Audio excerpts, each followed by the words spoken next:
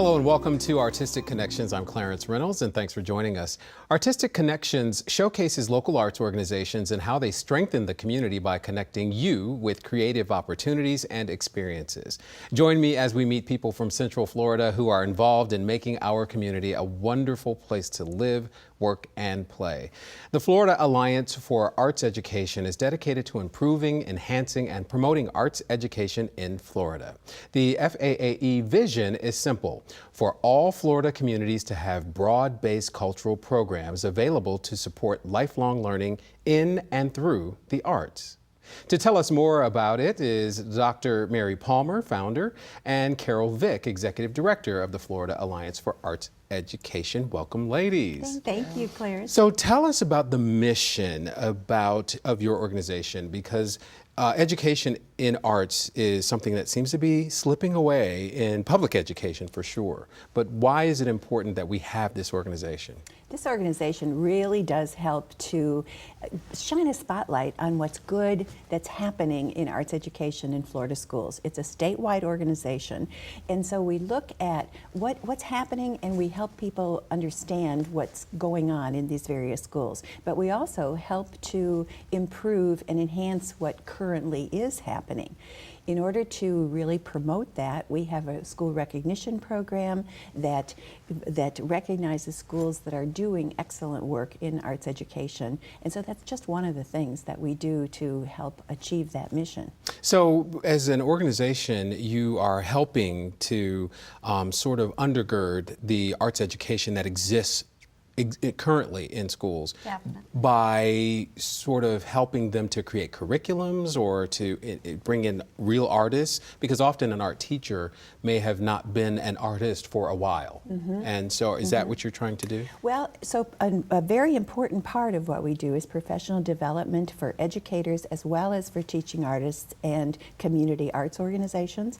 And so we provide a variety of experiences that really will enhance their understanding of what can be done and should be done and is being done in arts education. And so that becomes a very important building block for improving and enhancing what's happening in arts education in our schools and in our community organizations.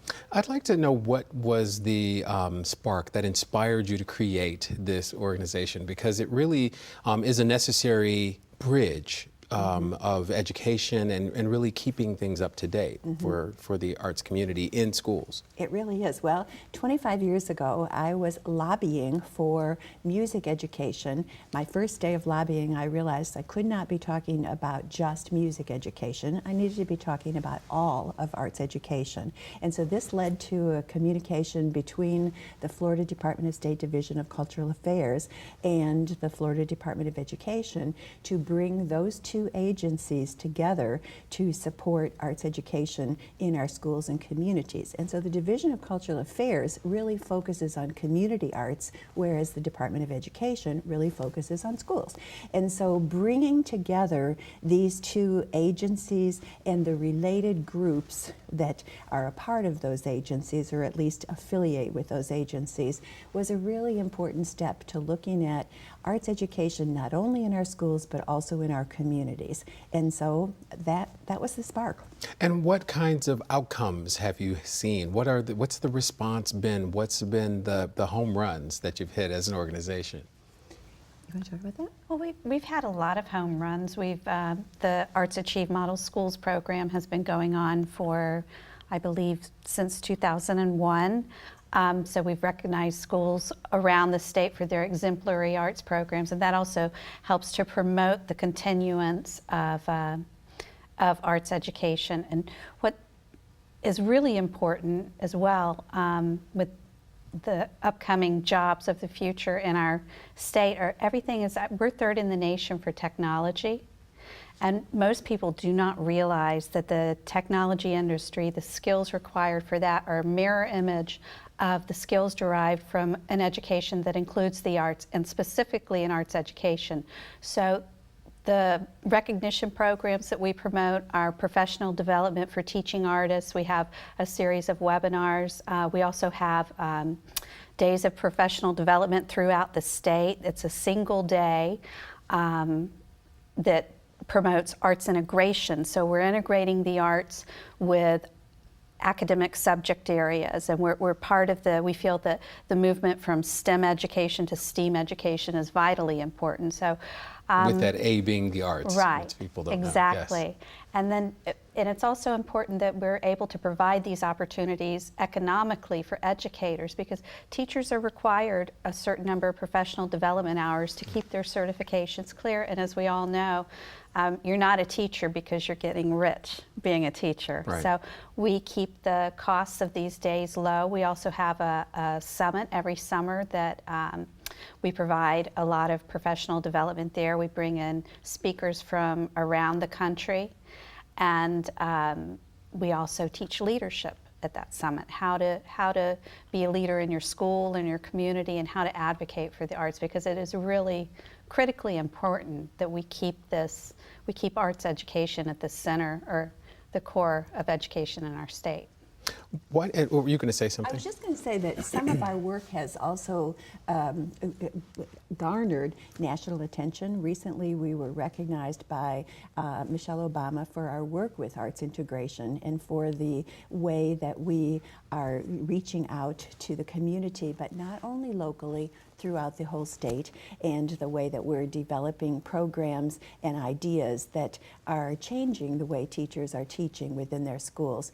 And we also have been recognized by the Kennedy Center for the Performing Arts for the work that we do in school recognition programs. So there is national attention, and we're very excited about that as well. Fantastic. You know, it's in this world we live in where I grew up taking piano lessons, and that was the path to everything, was lessons. And now we live in this American Idol world where people think they go from their bedroom to stardom, and without any training, and some do, and the result is what you get. But how difficult has it been to make sure that education, arts education, stays on the table and becomes part of the learning process, especially with the technological world we live in, where everybody thinks engineering and math and science, that's it. How do you keep that on the table? I think that is really a core issue for arts education. And you're talking about the American Idol as an ideal in the minds of teenagers and of a lot of adults as well. And so it changes what the vocal ideals are for people. And so we know that in order to really be successful in a long term, having an arts education is going to provide some of that depth of understanding and knowledge. So it's not just Johnny one note and being able to sing that one song for American Idol, but it's really having a breadth of experience and opportunity that can meet those particular needs. And like you mentioned, having the arts education integrated really does help with pretty much everything. These days, creativity is the one thing that can't be outsourced. Absolutely. So it really does help to give you skills that you can use in almost any environment. Would you That's agree? exactly right. And we know that Carol mentioned that an arts education mirrors what the requirements are in the technology world or in the world of work, period.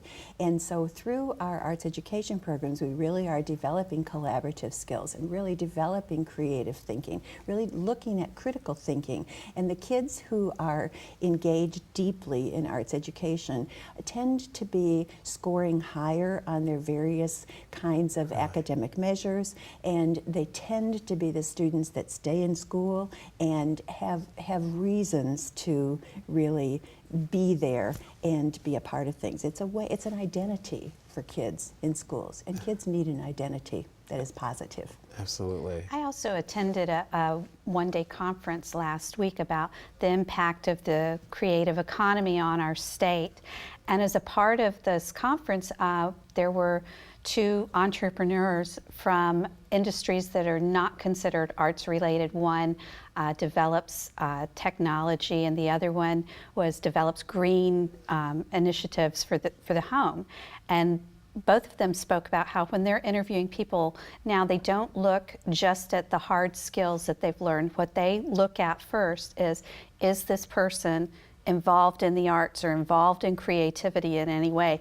Do they have a background in the arts? Do they participate in the arts? So, because their point was people that participate in the arts are going to come up with the creative ways to solve the problems, and they're not so restricted. So, And the world is moving so quickly. Yes. You have to be creative to keep up.